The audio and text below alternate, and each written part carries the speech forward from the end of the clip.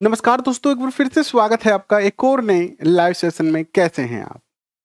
एक बार फिर से आप सबका हार्दिक स्वागत, अभिनंदन, जय श्री राम, राधे राधे। राजस्थान कला संस्कृति का हम सिलेबस लेके चल रहे थे और उसमें हमने बहुत सारे टॉपिक कर लिए, लेकिन पिछले 2-3 दिनों से जो है क्लास नहीं हो पाई क्योंकि डाटा टाइप नहीं हो पाए थे। लेकिन फाइनली हमने 2 दिन ये क्लास जो छुट्टी की थी 2 दिनों तक, यानी कल और परसों 2 दिन आपकी ये क्लास जो नहीं हो पाई, उस समय हमने सारे डाटा जो है वो कवर कर लिए हैं। तो अब जो है अपने पास डाटा पूर्ण हो चुके हैं, यानी टाइपिंग का काम पूर्ण हो चुका है। तो अब जो है वो सारे के सारे सेशन आपके निरंतर होंगे। और आइए इसी क्रम में जो है आज राजस्थान के प्रमुख त्योहारों की चर्चा अपन जो है वो करने वाले हैं। तो कैसे हैं आप? रोशन जी स्वागत आपका, कमलेश जी स्वागत आपका, लक्ष्मी जी स्वागत आपका, शीला कैसे हैं आप, राहुल कश्यप, आयुष वर्मा और राजेश कुमार, रजनी जी स्वागत आपका। कैसे हैं आप सभी? आइए करते हैं शुरुआत आज के सेशन की। आज राजस्थान के प्रमुख त्योहारों की चर्चा करेंगे, जिसमें हिंदू धर्म के प्रमुख त्योहारों की चर्चा करेंगे हम। इसके अलावा जो है वो मुस्लिम धर्म के प्रमुख त्योहारों की चर्चा करेंगे, जैन धर्म के प्रमुख त्योहारों की चर्चा करेंगे, ईसाई धर्म के प्रमुख त्योहारों की जो है चर्चा करने वाले हैं। रीट मुख्य परीक्षा जो लेवल 1 और लेवल द्वितीय है, उन दोनों में ही ये टॉपिक कॉमन है, केवल आपके सब्जेक्ट का अंतर है। यानी राजस्थान का हिस्ट्री, राजस्थान का कला संस्कृति, राजस्थान का भूगोल और मनोविज्ञान, ये तीनों सब्जेक्ट रीट लेवल 1 और रीट लेवल द्वितीय मुख्य परीक्षा के समान ही है, कोई इसमें अंतर जो है वो नहीं है। तो ये जो सेशन है वो रीट लेवल फर्स्ट और रीट लेवल सेकंड दोनों के बच्चों के लिए है। कैसे हैं माया कुमावत जी, दयाली कुमारी जी, महक, अनवर अली स्वागत आपका, राज पटेल आपका भी बहुत बहुत स्वागत और अभिनंदन। चलिए करते हैं शुरू, राजस्थान के त्योहारों की चर्चा करते हैं और इस सेशन को पूरा करते हैं। और अब से रोज जो है वो दोपहर 3 बजे ये सेशन होगा और अगले 10 दिन में अपन इस टॉपिक को जो है, इस टॉपिक को मीन ये कला संस्कृति वाले सारे टॉपिक कवर कर लेंगे। एक सेकंड रुकिएगा।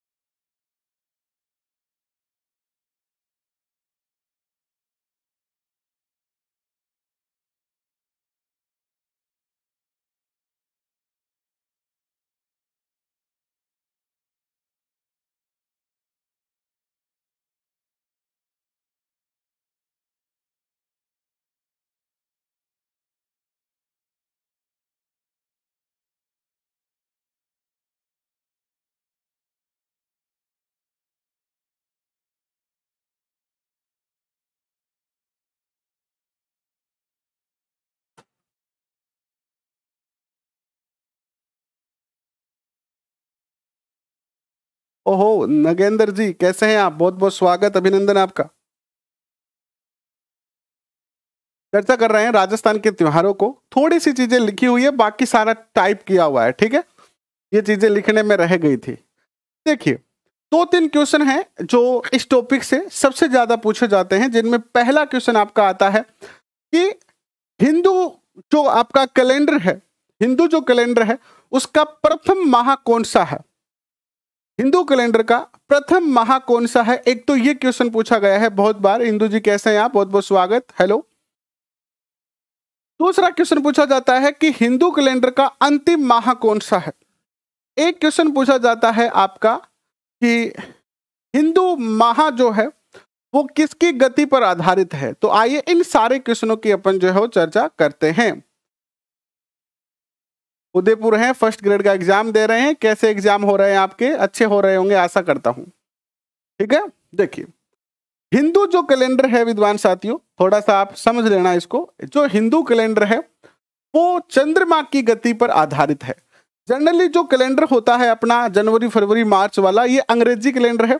और अंग्रेजी कैलेंडर जो होता है वो सूर्य की गति पर आधारित होता है। किसकी गति पर आधारित होता है?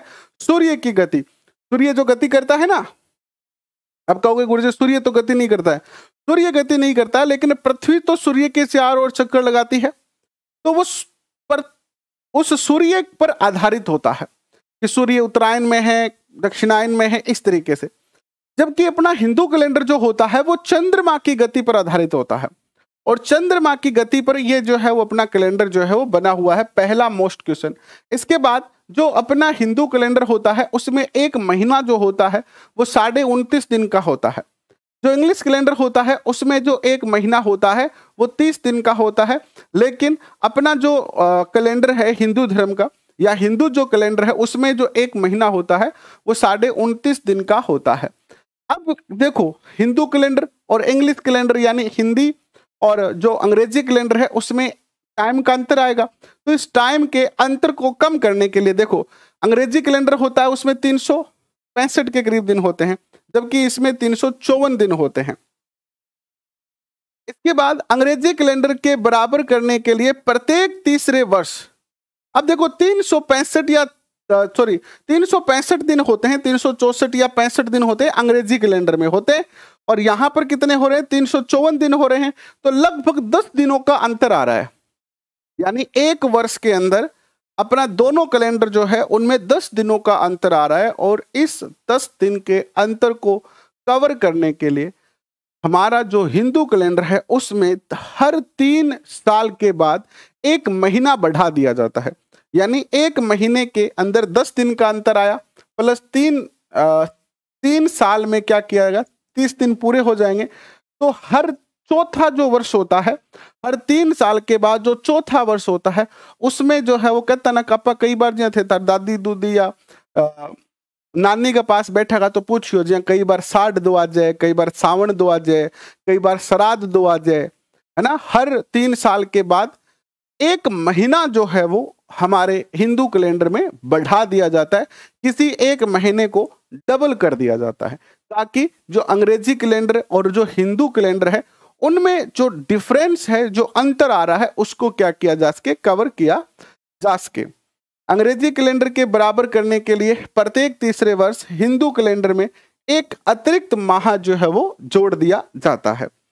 इसके बाद एक क्वेश्चन ये पूछा जाता है, जैसे आपको कह दिया जाएगा कि तीज त्योहार कब मनाया जाता है, तो आपको पता होना चाहिए कि चैत्र में आता है, वैशाख में आता है, ज्येष्ठ में आता है, आषाढ़ में आता है। और एक क्वेश्चन ऐसा भी पूछा जा सकता है जैसे कि श्रावण की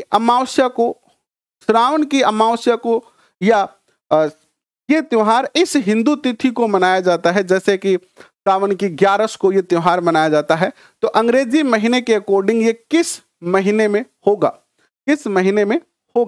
ठीक है। तो इस तरीके के देखो हमारा जो हिंदू कैलेंडर होता है वो विक्रम संवत कहलाता है और ये चैत माह से शुरू होता है।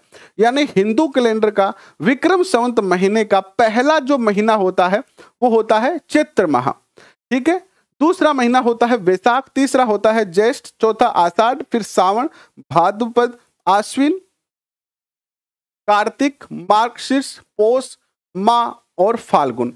अंतिम महीना कौन सा हो गया, फाल्गुन यानी होली का महीना अंतिम होता है, और पहला महीना कौन सा होता है, चैत्र होता है। ये दोनों क्वेश्चन पूछे जा चुके हैं।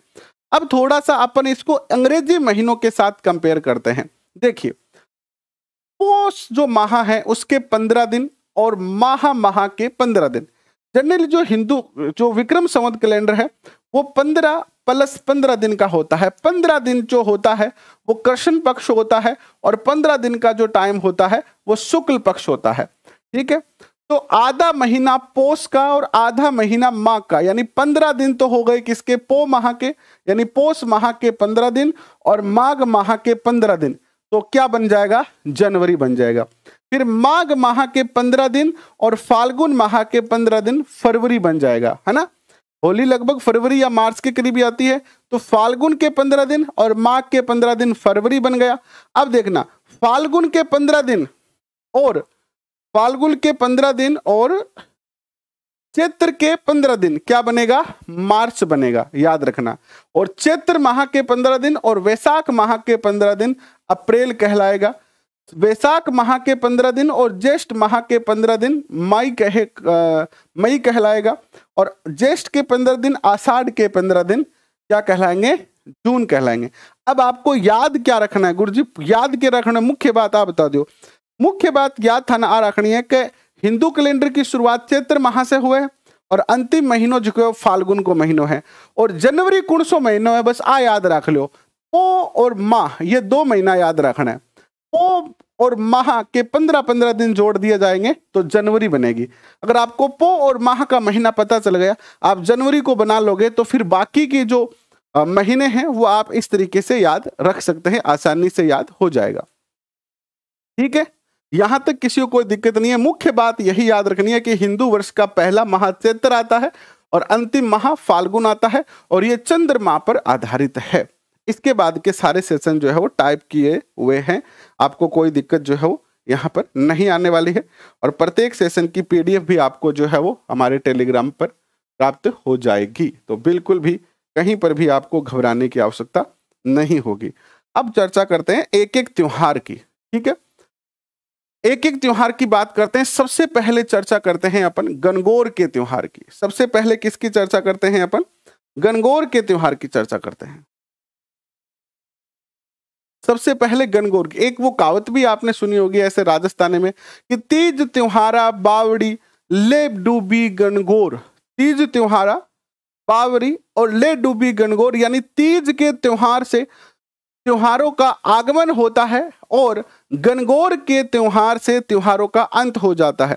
यानी तीज का त्योहार जब आता है तो वो त्योहारों का पहला त्योहार कौन सा होता है? तीज का त्योहार। और अंतिम त्योहार कौन सा होता है? गणगौर का त्योहार। गणगौर के त्योहार के बाद एक बार कुछ समय के लिए त्योहार बंद हो जाते हैं और फिर जो है वो तीज के त्योहार से फिर से शुरू होते हैं। तो तीज त्योहारा बावरी ले डूबी गणगौर, इस तरीके से जो है वो इसको भी आप याद कर सकते हैं। क्वेश्चन कैसे पूछा जाता है कि किस त्योहार से त्योहारों का आगमन माना जाता है? किस त्योहार से त्योहारों का आगमन माना जाता है? तो तीज के त्योहार से त्योहारों का आगमन माना जाता है और गणगौर के त्योहार से त्योहारों का अंत माना जाता है। ठीक है, देखिए गणगौर की चर्चा करते हैं। पहला त्योहार ही है गणगौर, तो चैत्र शुक्ल तृतीया को मनाया जाता है। यह बात आपको याद रखनी है कि तीज का त्योहार कब मनाया जाता है? चैत्र शुक्ल तृतीया को मनाया जाता है। अब देखो जो अपना हिंदू कैलेंडर है इसके अंदर जो महीना है इसको 2 भागों में बांट दिया। एक भाग हो गया शुक्ल पक्ष और एक भाग हो गया कृष्ण पक्ष। देखिए आप अगर देखेंगे तो एक महीने का जो समय होता है इसमें जो चंद्रमा है वो गति करता है और इसमें 2 कंडीशन बनती है। आधा महीना तो क्या रहता है? आधा जो महीना होता है उसमें तो क्या रहता है? देखो इसको ऐसे समझिए, मैं एक बार पूरा चित्र बना के पहले ये कृष्ण पक्ष और शुक्ल पक्ष क्या है इसको समझा देता हूं, फिर अपन आगे एक एक त्योहार की चर्चा करेंगे। क्योंकि जो नए बच्चे हैं या जो पहली बार तैयारी कर रहे हैं उनको ये दिक्कत आएगी कि कृष्ण पक्ष कौन सा है और शुक्ल पक्ष कौन सा है। चंद्रमा जो है इस तरीके का होता है, आप सब जानते हैं। ठीक है, अब ये चंद्रमा आप देखोगे तो हमारे आसमान में जब हमें धरती से चंद्रमा दिखाई देता है तो एक दिन ऐसा होता है जिस दिन चंद्रमा अपने को पूरा दिखाई देता है। उस दिन को हम क्या कहते हैं? पूर्णिमा कहते हैं। क्या कहते हैं? पूर्णिमा कहते हैं। और एक दिन ऐसा होता है जिस दिन चंद्रमा जो है अपने को दिखाई नहीं देता है, गायब हो जाता है आसमान में। उस दिन को हम क्या कहते हैं? अमावस्या कहते हैं। क्या कहते हैं हम उसको? अमावस्या कहते हैं। तो 15 दिनों का समय के बाद पूर्णिमा और 15 दिनों के समय के बाद अमावस्या आती है। ठीक है, इस तरीके से आप याद रखेंगे। तो जैसे मान लीजिए कृष्ण पक्ष क्या होता है? काला पक्ष। कृष्ण यानी काला। तो यहां से मान के चलो आप कि चंद्रमा आपको यहां पर जो है वो छोटा सा चंद्रमा दिखाई देगा, यानी पूरा चंद्रमा है। ये क्या होगी? पूर्णिमा होगी। ठीक है, पूरा चंद्रमा जिस दिन दिखाई देता है उस दिन को क्या कहते हैं? पूर्णिमा कहते हैं। अब धीरे धीरे ये चंद्रमा का आकार जो है वो क्या होता जाएगा? छोटा होता जाएगा। चंद्रमा का आकार छोटा होता जाएगा। चंद्रमा का आकार और छोटा होता जाएगा और छोटा होता जाएगा, है ना। चंद्रमा का आकार बिल्कुल छोटा होता होता होता और एक समय ऐसा आ जाएगा कि चंद्रमा आपको दिखना ही बंद हो गया, गायब। और इस दिन के अंदर कितने समय लगेंगे, यहां से लेकर 14 दिन लगेंगे, और 15वां दिन क्या बन जाएगा, अमावस्या बन जाएगा, अमावस्या बन जाएगा। तो ये जो भाग हो गया, यहां अंधेरा कायम हो रहा है, तो अंधेरा बढ़ रहा है, तो इसे क्या कहते हैं अपन, कृष्ण पक्ष कहते हैं। कृष्ण, भगवान श्री कृष्ण का रंग भी काला था, और इस समय भी क्या होगा, अंधेरा बढ़ता जाएगा, अंधेरा बढ़ता जाएगा। ठीक है, तो यहां पर अमावस्या होगी। अमावस्या के बाद, अमावस्या की रात को चांद बिल्कुल भी नहीं दिख रहा है। अब देखो, अमावस्या के दूसरे दिन थोड़ा सा चांद दिखाई देगा, फिर चांद थोड़ा ज्यादा दिखाई देगा दूसरे दिन, फिर तीसरे दिन चांद और ज्यादा दिखाई देगा, चौथे दिन ज्यादा चांद दिखाई देगा, फिर 5वें दिन और बड़ा चांद दिखाई देगा, फिर 6ठे दिन और बड़ा चांद दिखाई देगा। इस प्रकार जो 15वां दिन आएगा उसको क्या कहेंगे, ये आ जाएगा 15वां दिन, पूर्णिमा आ जाएगा। क्या आ जाएगा, 15वां दिन पूर्णिमा आ जाएगा। और ये क्रम हर महीने चलता है।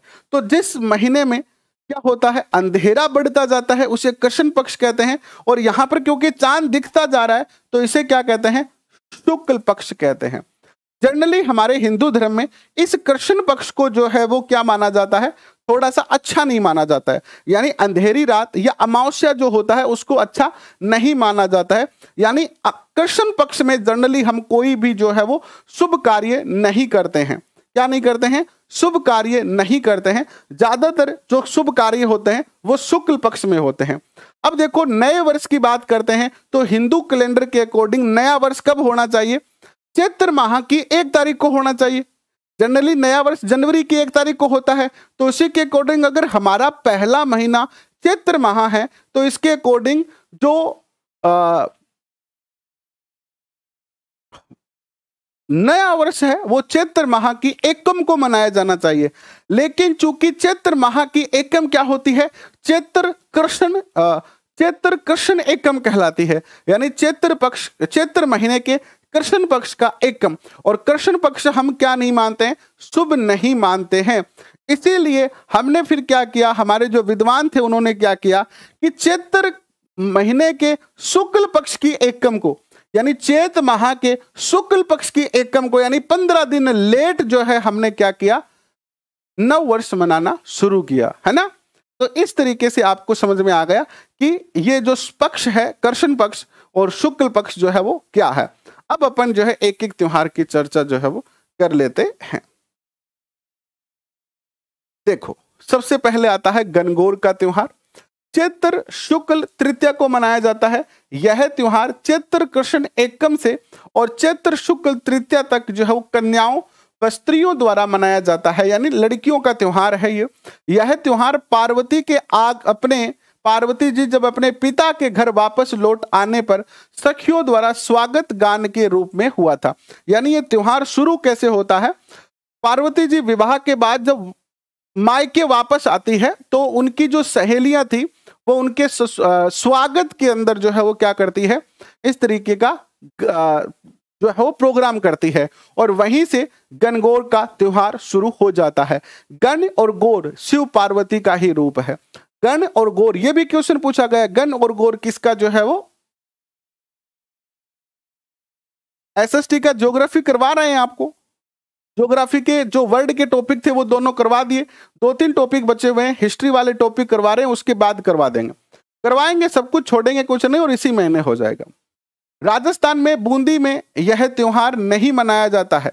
अब देखो, क्वेश्चन पूछा जा सकता है कि राजस्थान के किस जिले में गणगौर का त्योहार नहीं मनाया जाता है। निम्न में से राजस्थान के कौन सा जिला है जहां गणगौर का त्योहार नहीं मनाया जाता है। अगर आप एसएसटी की प्लेलिस्ट देखे हैं तो उसमें आपको लगभग हमने एसएसटी करवा दिया है, थोड़ा सा टॉपिक बचा है तो वो भी जल्द ही हम करवा देंगे। अब देखो हुआ क्या था, क्यों नहीं मनाते हैं त्योहार, क्योंकि बूंदी के जो शासक थे बुद्ध सिंह, उनकी इसी दिन जो है वो नौकायान में डूबकर मृत्यु हो गई थी। यानी वो नाव में तैरने गए और वो वहां पर डूब गए। डूबने से क्या हुई, उनकी मृत्यु हो गई। इसीलिए बूंदी, आप बूंदी से हैं आप शोभा राम जी, तो बताएं कि क्या बूंदी में गणगौर का त्योहार मनाया जाता है। तो बूंदी के शासक बुद्ध सिंह का भाई चौद सिंह गणगौर त्योहार मनाते समय जो है वो गणगौर का त्योहार, सॉरी बुद्ध सिंह नहीं, इनका भाई था जोध सिंह, जो कि गणगौर का त्योहार मनाते समय नौका सहित डूब गया और इसीलिए जो है वो क्या नहीं मनाते हैं, बूंदी में गणगौर का त्योहार नहीं मनाते हैं। इसी प्रकार जोधपुर के अंदर 1491 में, आज ही पढ़ा था हमने, गणगौर की पूजा बंद कर दी गई थी, क्योंकि इस दिन जोधपुर के जो शासक थे राव सातल देव, कौन थे, राव सातल देव जो थे, उनकी मृत्यु हो जाती है। किससे लड़ते हुए, मुल्लू खां से लड़ते हुए, क्योंकि मुल्लू खां से ये जोधपुर की कुछ कन्याओं को जिन्होंने किडनैप कर लिया था उनको बचाने गए थे और लड़ते हुए क्या हो जाते हैं, ये यहां पर घायल हो जाते हैं और इनकी जो है वो मृत्यु हो जाती है। तो जोधपुर में और बूंदी में गणगौर नहीं मनाया जाता है। जोधपुर में तो घुड़ले का त्योहार मनाया जाता है, क्योंकि घुड़ले खां का इन्होंने वध किया था इसलिए। और बूंदी में जो है वो क्या मनाया जाता है, कजली तीज का त्योहार मनाया जाता है। ठीक है, अब देखिए इसके बाद नेक्स्ट देखिए, रामनवमी का त्योहार आता है। रामनवमी का त्योहार चैत्र शुक्ला नवमी को मनाया जाता है। दशरथ भगवान राम दशरथ के पुत्र थे, तो उनके जन्मदिन के उपलक्ष्य में यह त्योहार मनाया जाता है। इसके बाद आती है अक्षय तृतीया, इसे अपन आखा तीज भी कहते हैं। क्या कहते हैं इसको, अपन आखा तीज भी कहते हैं। हम छोटे थे तो इसका बड़ा इंतजार रहता था, क्योंकि आखा तीज पर हम पतंग उड़ाते थे। और इसके अलावा आखा तीज पर राजस्थान में सबसे ज्यादा बाल विवाह होते हैं। आखा तीज एक अणबूझा सावा होता है। अणबूझा सावा मीन ऐसा, जैसे मान लो कोई लड़की लड़का शादी करना चाहता है, या कोई माता पिता अपने बच्चों का शादी करना चाहते हैं और वो ज्यादा झंझट में नहीं पड़ना चाहते, वो कोई जैसे पंडित जी के पास जाके मुहूर्त वगैरह नहीं निकालना चाहते हैं, आखा तीज के दिन शादी कर दो। ये क्या है, मुहूर्त ही है। आखा तीज सबसे बड़ा क्या होता है, सावा होता है। इस दिन सबसे ज्यादा बाल विवाह होते हैं। ठीक है, वैशाख शुक्ल तृतीया को जो है अक्षय तृतीया मनाया जाता है और भगवान परशुराम के जन्म तथा त्रेता युग के प्रारंभ होने के कारण अक्षय तृतीया का त्योहार मनाया जाता है। इसी दिन से त्रेता युग का प्रारंभ हुआ था, ऐसा माना जाता है। फिर आता है आपका निर्जला एकादशी। निर्जला शब्द देखना, निर्जला, नीर यानी पानी। ठीक है, इस दिन क्या नहीं करते हैं, इस दिन जो व्रत करने वाली महिला है निर्जला एकादशी का, वो जो है वो क्या नहीं करती है, किसी भी प्रकार का भोजन नहीं करती है और जल भी ग्रहण नहीं करती है। निर्जला यानी बिना जल और अन्न के ये व्रत जो है वो किया जाता है। इसके बाद आता है आपका देवसैनी एकादशी। देवसैनी ग्यारस भी कहते हैं, एकादशी कह दो या ग्यारस कह दो, एक ही बात है। ठीक है, अगर पेपर में ऐसा लिखा आ जाए देवसैनी ग्यारस भी लिखा आ सकता है। देव का अर्थ होता है देवता और शयन यानी शयन करना यानी सोना। तो देवसैनी एकादशी को जितने भी देवता होते हैं वो सो जाते हैं नेक्स्ट 4 महीनों के लिए।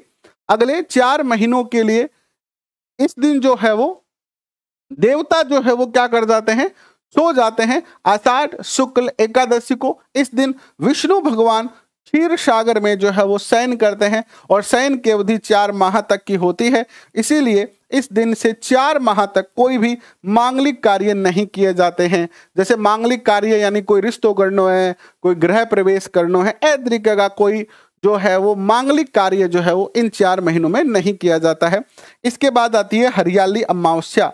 ये श्रावण के महीने की अमावस्या है, यानी सावन के महीने में जो कि अमावस्या है बन नहीं आपा के कवा हरियाली अमावस्या का। पेपर में क्वेश्चन पूछे जैसी था ना, हरियाली अमावस्या किस माह में मनाया जाता है, तो श्रावण के महीने में। देखो सावन के महीने में बारिश हुए, क्या हुए, बारिश हुए, और बारिश होगी तो बारिश होने से क्या होगा, चारों तरफ हरियाली फैलेगी। कौन फैले, बारिश होगी तो चारों तरफ जो है वो हरियाली फैल जाती है और इसीलिए इस दिन जो है वो अमावस्या को हरियाली अमावस्या मनाई जाती है। ठीक है, इसके बाद देखो, इसके बाद छोटी तीज या तीज का त्योहार भी कहते हैं और छोटी तीज भी कहते हैं। याद रखना, छोटी तीज अलग दिन मनाई जाती है। छोटी तीज आती है सावन के महीने में और बड़ी तीज, बूढ़ी तीज और कजली तीज ये आती है भादवे के महीने में। कई बार पेपर में ऐसे क्वेश्चनों में गलती हो जाती है।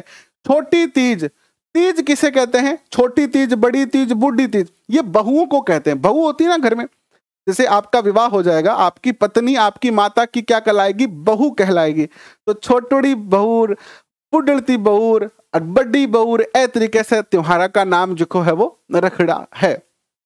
देखो, छोटी तीज श्रावण शुक्ल तृतीया को मनाई जाती है। तीज पार्वती का प्रतीकात्मक नाम है। वैसे अगर देखा जाए तो तीज जो है वो पार्वती का नाम है। ऐसा माना जाता है कि इस दिन पार्वती को कठोर तपस्या के पश्चात शिव की प्राप्ति हुई और जयपुर में इसी दिन भव्य तीज की सवारी जो है वो निकाली जाती है। जयपुर की तीज की सवारी को देखने के लिए हवा महल को बनाया गया था ताकि रानियां हवा महल में बैठकर तीज की सवारी देख पाए। अब ये कमेंट करके बताओ हवा महल किसने बनाया? हालांकि मुझे कोई नहीं लगता है ऐसा कोई बच्चा है जो बता न पाए कि हवा महल किसने बनाया था। बता दो फटाक से कमेंट करके। इसके बाद देखो नाग पंचमी। देखो एक बात देखना, आप थोड़ा सा फिर से देखना। हरियाली अमावस्या सावन के महीने में, बारिश आती है तो सावन के महीने में हरियाली अमावस्या भी आएगी। दूसरा, छोटी तीज, तीज का त्योहार, महिलाओं के जो त्योहार है वो सावन के महीने में आते हैं। बिल्कुल प्रताप सिंह ने बनाया था। नाग पंचमी, जब बारिश होती है तो पानी भर जाता है, पानी भर जाता है तो बिलों में पानी चला जाएगा। जो सांप के बिल होंगे उनमें पानी जाएगा तो सांप कहाँ आएंगे? बाहर आएंगे। तो पेपर में याद रखने के तौर पर आप याद रख सकते हो कि नाग पंचमी का त्योहार, छोटी तीज और रक्षाबंधन, ये 4 त्योहार है जो कब आते हैं? सावन के महीने में आते हैं। नाग पंचमी भी कब मनाई जाती है? सावन के महीने में। इस दिन सांप की पूजा की जाती है और उन्हें दूध पिलाया जाता है। मुझे नहीं लगता कि कोई सांप की पूजा करता होगा, है ना? सांप की पूजा, ये दूर से ही डर लगा सांप को तो, लेकिन ऐसे प्राचीन समय में किया जाता था। लेकिन अब तो सांप के प्रतीकों की मान लीजिए कि भाई ऐसे नॉर्मल पूजा कर ली जाती है। फिर आता है रक्षाबंधन।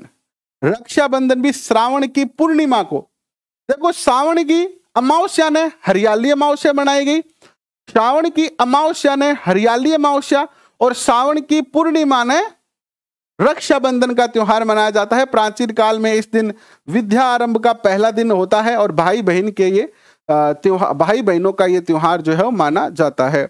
इसके बाद आती है बूढ़ी तीज। बूढ़ी तीज कह लीजिए आप, या फिर आप ऐसे कह दीजिए कि बड़ी तीज या फिर कजली तीज। भाद्रपद यानी भादवे के महीने के कृष्ण पक्ष की जो है वो, भादवे के महीने की, एक सेकंड रुको, भादवे के महीने की, भादवे की महीने के कृष्ण पक्ष की,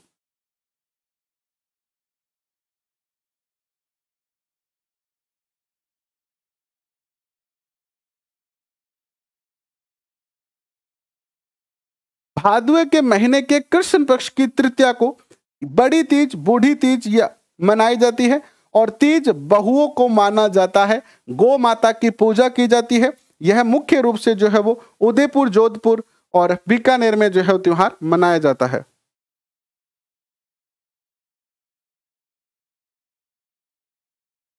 तीज का त्योहार मुख्य रूप से कहां मनाया जाता है? उदयपुर, जोधपुर और बीकानेर राज्यों में। कजली तीज जो है मुख्यतः बूंदी में मनाई जाती है। कजली तीज कहाँ की प्रसिद्ध है? याद रखना, बहुत ही प्यारा क्वेश्चन है। बूंदी की कजली तीज जो है वो प्रसिद्ध है ना? कजली तीज कहाँ की प्रसिद्ध है? बूंदी की प्रसिद्ध है। यहां तक कोई दिक्कत? एक सेकंड रुकिए।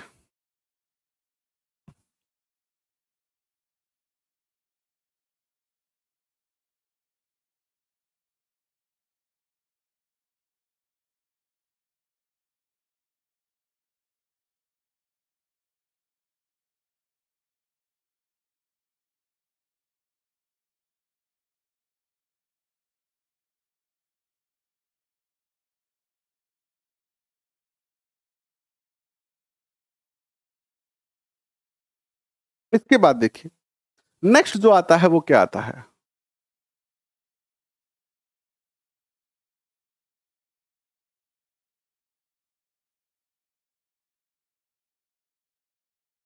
बिल्कुल अनवरेली जी, काफी है, बहुत अच्छे हैं।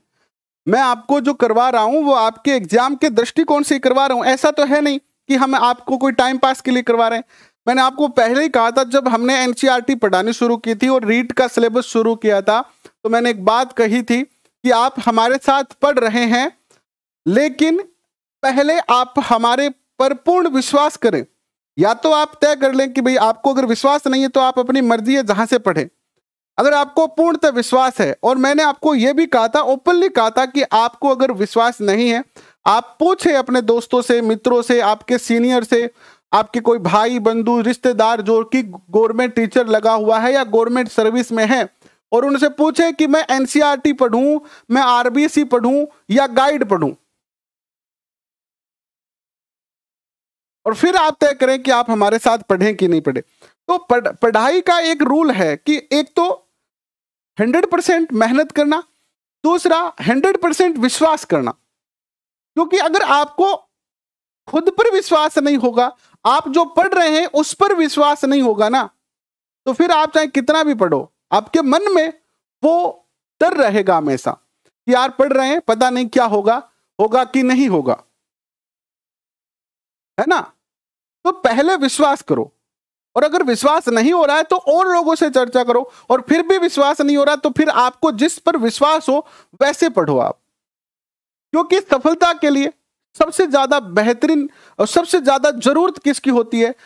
ट्रस्ट, विश्वास। अगर आपको जिस बुक से पढ़ रहे हो, जिस टीचर से पढ़ रहे हो, जहां पर भी पढ़ रहे हो, अगर उस पर विश्वास नहीं होगा ना, तो फिर आपका मन आपको भय पैदा करेगा। डर कहां होता है? डर नाम की चीज होती है। दिन में किसी को डर लगा है? दिन में किसी को डर लगता है क्या? जैसे लोग कहते हैं कि भूत होता है ना, जिन होता है, शहीद होता है।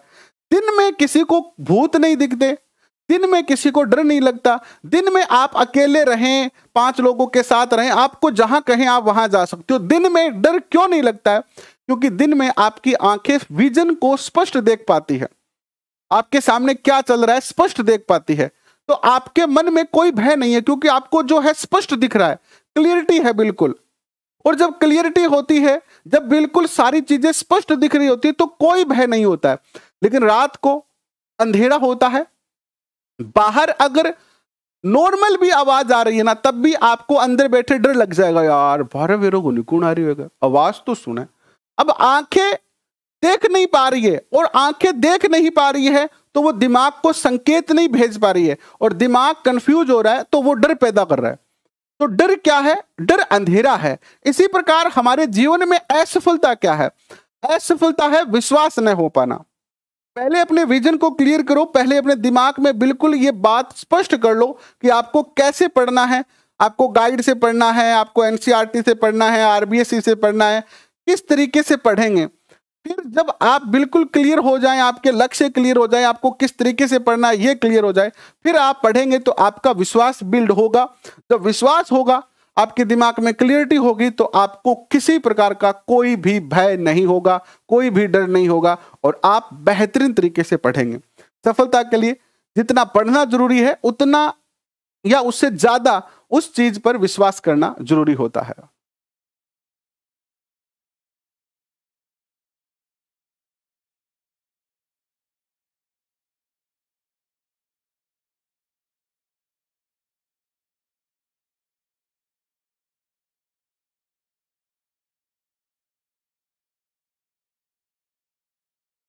देखो, जिसको विश्वास है वो पढ़े, नहीं विश्वास है वो ना पढ़े। देखो, मेरा काम है, मैं अपना काम कर रहा हूँ, बाकी तो रिजल्ट बताएगा, है ना। सीधी सीधी बात यही है, कोई मैटर नहीं है। मैं आपसे कोई पैसा तो ले नहीं रहा हूँ कि आपको कोई धोखा होगा। अभी तो आप कहीं से भी पढ़ रही हो जी, आपने अभी तो बेटी बाप गई है, कोई टेंशन को नहीं, है ना। शादी के बाद दिक्कत होती है, फिर तलाक करें, फिर दोनों परिवार वाले दुख पाए, अभी तो कोई दिक्कत नहीं है। कजली तीज मुख्यतः कहाँ की प्रसिद्ध है? बूंदी की प्रसिद्ध। कृष्ण जन्माष्टमी की बात करते हैं।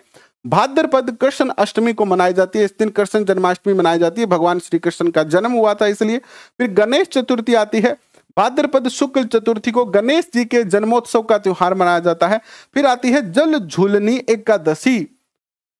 इस दिन क्या होता है, कब मनाई जाती है जल झूलनी एकादशी? बहुत बार ये क्वेश्चन पूछा गया है, तो मोस्ट है ये भाद्रपद शुक्ल 11 को। अच्छा, एक क्वेश्चन ये पूछा जाता है कि सावन के महीने में निम्न में से कौन सा त्योहार नहीं मनाया जाता? आषाढ़ के महीने में निम्न में से कौन सा त्योहार नहीं मनाया जाता? इस तरीके के क्वेश्चन पूछे जाते हैं। और इस देखो एक मेरा भाई है कमेंट कर रहा है बार बार कॉपी पेस्ट। आपसे निवेदन, आपको लगता है कि मैं अच्छा नहीं पढ़ा रहा हूँ, राम राम कहो यार भाई। क्यों आप परेशान हो रहे हो, इतने परेशान क्यों हो रहे हो? मत हो परेशान। हाँ मैं बिल्कुल अच्छा नहीं पढ़ाता। आजकल क्या पता कहाँ से बेफालतू के जो है वो कंटेंट लेकर आते हो, क्या पता क्या चल रहा है। थोड़ा जल्दी पढ़ाया करो। अब ये आपकी बातें, आप ये कह रहे हैं कि आप अच्छा नहीं पढ़ा रहे, फिर आप कह रहे हैं जल्दी पढ़ाया करो। ठीक है, जैसा भी पढ़ा रहा हूँ आपको अच्छा लगे तो ठीक है, वरना राम राम कहो यार। टेंशन क्यों ले रहे हो, क्यों अपना बीपी बढ़ा रहे हो? जल झूलने की बात कर रहे हैं, भादवे।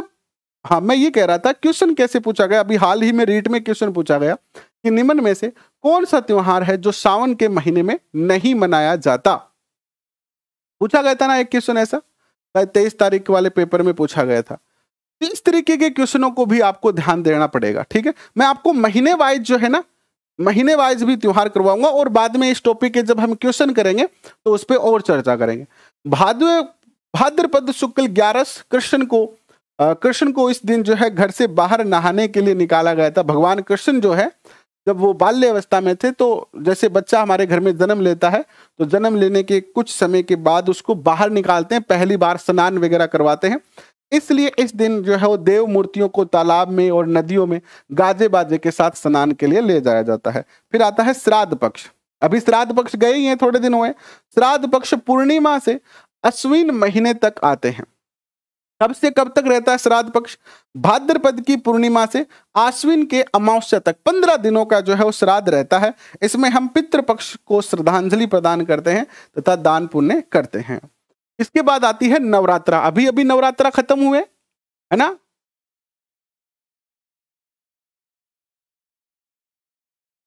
ठीक है, अभी अभी जो है वो क्या हुआ है, नवरात्रि जो है वो समाप्त हुई है। और नवरात्रि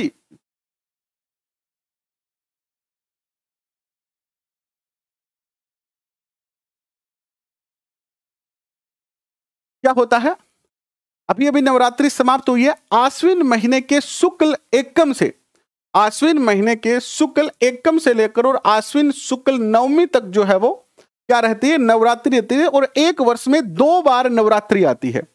एक वर्ष में 2 बार क्या आता है, नवरात्रा का त्योहार आता है। एक तो सर्दियों के नवरात्रा और दूसरे गर्मियों के नवरात्रा। चैत्र माह में एक बार नवरात्रे आते हैं और आश्विन माह में एक बार नवरात्रे आते हैं, लेकिन ज्यादा प्रसिद्ध जो है वो आश्विन माह वाले नवरात्रे हैं। इसके बाद देखिएगा विजयादशमी या दशहरा। विजयादशमी या दशहरा अभी आया था दशहरा। आश्विन शुक्ल दशमी को जो है इस दिन भगवान राम ने रावण पर विजय प्राप्त की थी और उनका वध किया था। इसके बाद शरद पूर्णिमा, आश्विन की पूर्णिमा को अभी अभी गया है आश्विन की पूर्णिमा। फिर करवा चौथ, कल ही था करवा चौथ। कार्तिक कृष्ण चतुर्थी, अब ये कौन सा महीना चल रहा है, कार्तिक का महीना चल रहा है। कार्तिक का महीना चल रहा है ये।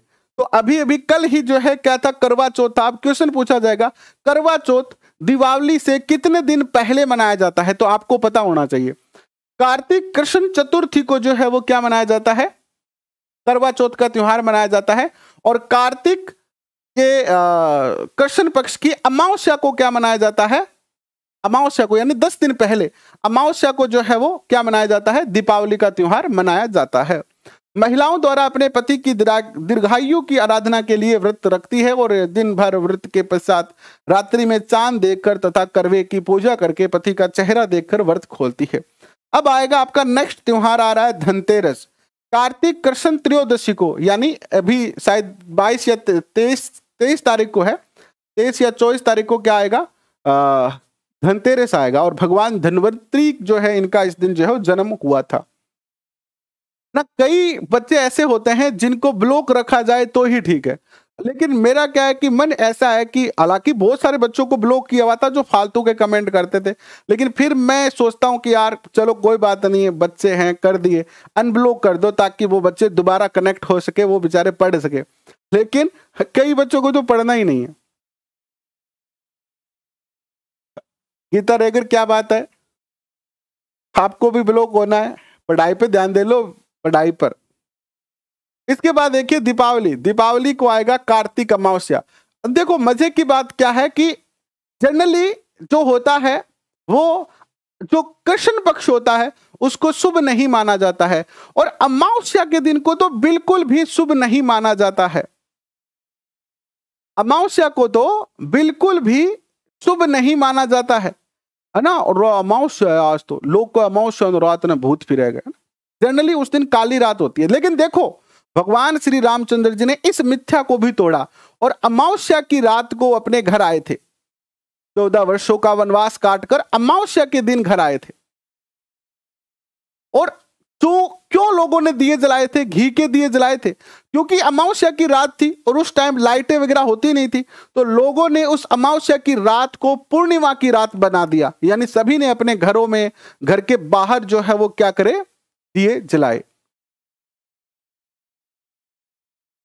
नहीं आप देखो थर्डोल बतावे हो कि पढ़ना होगा बेस्ट फ्रेंड ही बनाना हो, शर्म आने की बात है। ऊपर से ये और कह रहे हो कि ब्लॉक कर दो। सोचो कि आपके पिताजी भी ये अभी सेशन में लाइव हो, आपकी माता जी देख रही हो, आपका भाई देख रहा हो, और आप बेस्ट फ्रेंड बनाने में लगे हुए हो। शर्म आने की बात है ये। और ऊपर से ये और कह रहे हो कि ब्लॉक कर दो आंसू निकालते हुए। आपके काम ऐसे करवा रहे हैं।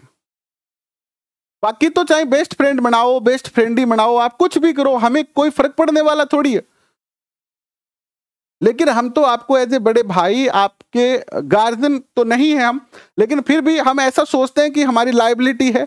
अगर कोई बच्चा नहीं कर रहा है सही काम तो उसको कहें, टोकना तो हमारा काम है। और आप ये काम कर रहे हो और ऊपर से ये भी कह रहे हो कि कर दो ब्लॉक, मैं तो भाईली बनाऊंगी। है बना लो, लेकिन जेब में पैसे नहीं होंगे ना तो भाई लोग काम आवा ना को भाईली काम आवा। आप भी ध्यान रखियो। आगे बढ़ते हैं। दीपावली के बाद देव उठनी एकादशी आती है और इस दिन जो है, जो हमारे भगवान विष्णु जी सोए थे 4 महीने के लिए, कार्तिक शुक्ल एकादशी को वो उठते हैं और विष्णु भगवान से तुलसी के पौधे का विवाह किया जाता है और इस दिन से पुनः मांगलिक कार्य प्रारंभ हो जाते हैं। इसके बाद आती है बसंत पंचमी। क्या आती है? बसंत पंचमी आती है। माघ शुक्ल पंचमी को भगवान विष्णु तथा मां सरस्वती की पूजा अर्चना इस दिन की जाती है। इसके बाद आती है महाशिवरात्रि। क्या आती है? महाशिवरात्रि आती है फाल्गुन कृष्ण 14 को। फाल्गुन के माह में आगे आएगी होली के पास महाशिवरात्रि। फिर आती है होली। फाल्गुन पूर्णिमा को हिरण्यकश्यप की बहन होलिका द्वारा जो है प्रहलाद को गोद में बिठाकर अग्नि में जलाना चाहा, परंतु भगवान के आशीर्वाद से होलिका का दहन हो जाता है और प्रहलाद सुरक्षित बच जाता है। इसके बाद आती है शीतला अष्टमी। शीतला अष्टमी जो है वो चैत्र कृष्ण अष्टमी को आती है। इसके बाद मकर संक्रांति आती है 14 जनवरी को। सूर्य के उत्तरायण होने के कारण मनाया जाता है, यानी इस दिन जो है सूर्य उत्तरायण में जलना शुरू हो जाता है और इससे धीरे धीरे जो है वो सर्दी कम होती जाएगी, दिन बड़े होते जाएंगे। इसके बाद आती है सोमवती अमावस्या। पौष कृष्ण अमावस्या के दिन आती है और इस दिन पीपल वृक्ष की पूजा करके 108 बार जो है वो उसका परिक्रमा की जाती है। फिर आती है आंवला एकादशी। फाल्गुन शुक्ल 11 को आंवले के वृक्ष के पास भगवान की पूजा जो है वो की जाती है। फिर आती है तुलसी एकादशी, कार्तिक कृष्ण एकादशी। इस दिन स्त्रियां तुलसी की पूजा करती है और तुलसी को भगवान विष्णु की पत्नी भी कहा गया है। ठीक है, तो आप याद रख सकते हो। इसके बाद देखिएगा, इसके बाद आता है आपका रामदेव दूज। भाद्रपद शुक्ल द्वितीया को रामदेव दूज मनाया जाता है। गोगा नवमी भाद्रपद कृष्ण नवमी को मनाई जाती है। तेजा दशमी भाद्रपद शुक्ल दशमी को मनाई जाती है। देव सप्तमी भाद्रपद शुक्ल सप्तमी को देव नारायण जी का मेला लगता है। ये हो गए हिंदू के, जो हिंदू धर्म के लोग हैं उनके मोस्ट जितने भी त्योहार है वो सारे हमने जो है वो कवर कर लिए हैं।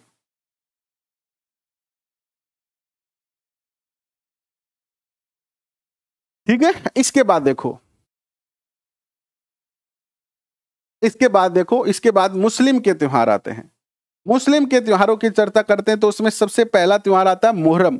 हजरत मोहम्मद के नाती हुसैन इमाम के बलिदान की यादगार में यह त्योहार जो है वो मनाया जाता है। इमाम हुसैन की याद में ताजिए बनाकर निकाले जाते हैं, जिससे काल्पनिक युद्ध का प्रदर्शन भी करते हैं, है ना। ताजिए के दिन क्या करते हैं, ऐसे जो ताजिए की सवारी में लोग होते हैं जो इस तरीके का युद्ध का प्रदर्शन करते हैं, वो ऐसे एक संकल होती है जिसपे बहुत सारे चाकू लगे होते हैं और वो अपनी ऐसे पीठ पर जो है वो मारते हैं, जिससे उनके पीठ में जो है वो रक्त भी निकल जाता है। लेकिन ये एक युद्ध जैसा दृश्य यहाँ पर दिखाया जाता है। इसके बाद देखिए क्या आता है, यह शोक के रूप में जो है मनाया जाता है, यानी शोक यानी ये थोड़ा सा दुख को प्रदर्शित करते हुए त्योहार को मनाया जाता है, दुख को प्रदर्शित करने वाला त्योहार है। इसके बाद आता है बराह फवात, ब्राह वफात। यह त्योहार रबी उल अव्वल की 12वीं तारीख को जो है वो मनाया जाता है। रबी उल अव्वल, ये मुस्लिमों के कैलेंडर के अकॉर्डिंग जो है वो डेट बताई गई है, ठीक है। यह त्योहार रबी उल अव्वल की 12वीं तारीख को मनाया जाता है। यह त्योहार मोहम्मद साहब के जन्म की स्मृति में मनाया जाता है। इस दिन मोहम्मद साहब का जो है वो जन्म हुआ ऐसा माना जाता है। फिर आता है सब ए बरात। सब ए बरात, यह त्योहार मोहम्मद साहब की मुक्ति के रूप में जो है वो साबान माह में, ये मुस्लिम धर्म का महीना है साबान माह की 14वीं तारीख को जो है मनाया जाता है। और इस दिन यह माना जाता है कि सभी मनुष्य के कर्म की जांच होती है, यानी किसके खाते में कितने कर्म लिखे हुए ऐसा मुस्लिम धर्म में माना जाता है, और उनकी जांच होती है और कर्मों के अनुसार उनके भाग्य का निर्धारण जो है वो होता है। अतः मुस्लिम इस रात को अपने किए पापों के लिए खुदा से जो है वो माफी मांगते हैं तथा मृत संबंधियों का स्मरण करते हैं। फिर आता है ईद उल फितर, इसे रमजान की ईद भी कहते हैं। रमजान माह में जिस महीने में हम रोजे रखते हैं, है ना, मुसलमान रोजे रखते हैं, रमजान माह की समाप्ति पर शवाल मास की 1 तारीख को ईद उल फितर मनाया जाता है। और यह माना जाता है कि इस माह में कुरान स्वर्ग से प्रकट हुई थी। कुरान जो है वो स्वर्ग से प्रकट हुई थी।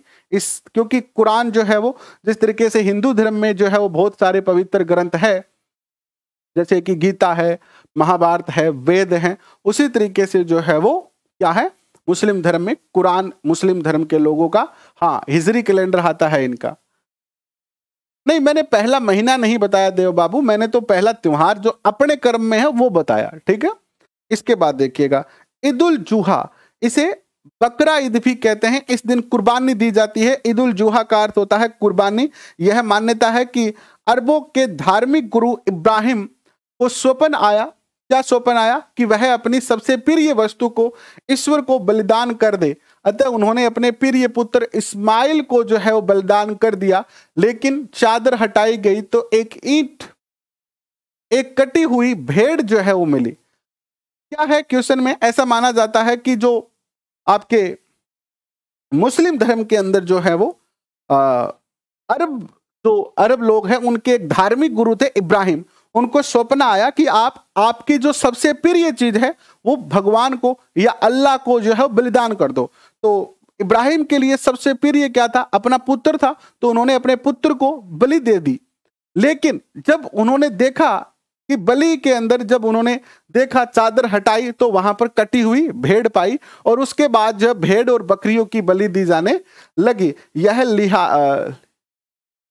10वीं तारीख को जो है वो मनाया जाता है, जिल हिज की 10वीं तारीख को। इसके बाद ईसाई धर्म के त्योहारों का भी जो है वो चर्चा करते हैं। जैसे नव वर्ष आ गया, ईस्वी सन की 1 तारीख यानी 1 जनवरी को। ईस्टर, ईसाइयों की धारणा है कि 2 मार्च से 22 अप्रैल के बीच में पूर्णिमा के बाद के रविवार के दिन ईसा मसीह पुनर्जीवित हुए थे। उसी दिन की याद में ईसाई यह त्योहार मनाते हैं, जिसमें गिरजाघरों में प्रार्थना की जाती है। इसके बाद आता है गुड फ्राइडे। ईस्टर के रविवार के ठीक पहले पड़ने वाले शुक्रवार को यह त्योहार मनाया जाता है। गुड फ्राइडे है तो फ्राइडे के दिन मनाया जाता है। इस दिन ईसा मसीह को फांसी दी गई थी। इसके बाद जो है वो क्रिसमस डे आता है। यह त्योहार ईसा मसीह के जन्मदिन के रूप में 25 दिसंबर को हमेशा मनाया जाता है, ठीक है, 25 दिसंबर। फिर आता है सिंधी समाज के त्योहार, थदड़ी या बड़ी सातम। यह त्योहार भाद्रपद कृष्ण सप्तमी को मनाया जाता है। और इस दिन पाँचशेड़ों का त्योहार जो है वो मनाया जाता है हिंदू धर्म में। पूरा दिन गर्म खाना नहीं खाते हैं और महिलाओं द्वारा पीपल के वृक्ष पर चांदी की मूर्ति रखकर पूजा की जाती है। फिर आता है चालीहा महोत्सव। चालीहा महोत्सव सिंध प्रांत के बादशाह मृग शाह के जुल्मों से परेशान होकर सिंधी समाज जो था, यहाँ पर सिंधी शब्द था, सिंधी समाज के लोगों ने 40 दिन तक व्रत किए तथा 40वें दिन झूलेलाल का अवतार हुआ और इसी याद में जो है वो प्रतिवर्ष सूर्य के कर्क राशि में आ जाने पर 16 जुलाई से 24 अगस्त तक जो है वो यह 40सा महोत्सव मनाया जाता है। फिर आता है चेटीचंड। सिंध के थट्टा नगर में जो है झूलेलाल जी के संवत 1017 चैत्र माह की शुक्ल द्वितीया को जन्म हुआ और जिन्होंने अत्याचारी राजा मृग शाह के जुल्मों से लोगों को मुक्ति दिलाई और इस दिन झूलेलाल की सवारी जो है वो निकाली जाती है। इसके बाद कुछ त्योहार बचते हैं जो कि जैन धर्म से संबंधित त्योहार है। बहुत ही शानदार समझ में आ रहा है। देखो, आप सब लोग सहयोग करते हो तो मैं तो हमेशा प्रयत्न करता हूं कि भाई ऐसा है कि मैं ये तो नहीं कहता हूं कभी कि हमारे जो डाटा है वो सबसे बेस्ट है और इन्हीं में से सारा पेपर आएगा, लेकिन इतना कहता हूं कि आपके रीड के अंदर जो है वो आपको जब पेपर में बैठेंगे तो आपको ये अफसोस नहीं होगा कि यार मैंने 15,000 रुपए लगाकर या 10,000 रुपए लगाकर वहां कोचिंग की और मुझे ये क्वेश्चन आए कि नहीं आए। आप कोचिंग वाले किसी बच्चे से पीछे नहीं रहेंगे, घर बैठकर आप बेहतरीन तैयारी कर पाएंगे। इतना मेरा दावा है कि आपको पेपर में निराशा हासिल नहीं होगी। अगर आप याद नहीं करते हो, यहाँ पर आके दोस्त बनाते हो, अगर आप नोट्स बनाने की जगह दोस्त बनाते हो, है ना, नोट्स बनाने के टाइम में अगर आप नोट्स बनाते हो तो नोट्स बनाने वालों को तो फायदा होगा, लेकिन जो नोट्स की जगह दोस्त बनाते हैं फिर वो पेपर में भैया दोस्ती बनाएंगे कि यार तू बता दे मुझे ना। जैन धर्म के पर्व पर्युषण पर्व, यह जैनियों का महापर्व कहलाता है। यह सात्विक पर्व है जिसका अर्थ निकट बसना होता है। महावीर जयंती, जैन धर्म के 24 तीर्थंकर भगवान महावीर के जन्मदिन चैत्र शुक्ल त्रयोदशी को महावीर जयंती के रूप में मनाते हैं। सुगंध दशमी, भाद्रपद शुक्ल दशमी को यह पर्व मनाया जाता है। इसके बाद है रोटा तीज, यह भाद्रपद शुक्ल तृतीया को मनाया जाता है। इसके बाद आते हैं सिख धर्म के त्योहार। ज्यादातर जो क्वेश्चन पूछे जाते हैं वो हिंदू धर्म के त्योहारों से ही पूछे जाते हैं, ठीक है। ज्यादातर जो क्वेश्चन पूछे गए हैं वो हिंदू धर्म के ही त्योहारों से पूछे गए हैं। रेयर चांस में मुस्लिम धर्म पूछा गया है, कुछ कई बार जो है वो जैन और बाकी धर्मों से भी त्योहार आते हैं। पढ़ने तो हमें सारे ही हैं, पढ़ने तो हमें सारे ही हैं, लेकिन मुख्य फोकस आप हिंदू धर्म के त्योहारों पर रखना, ठीक है।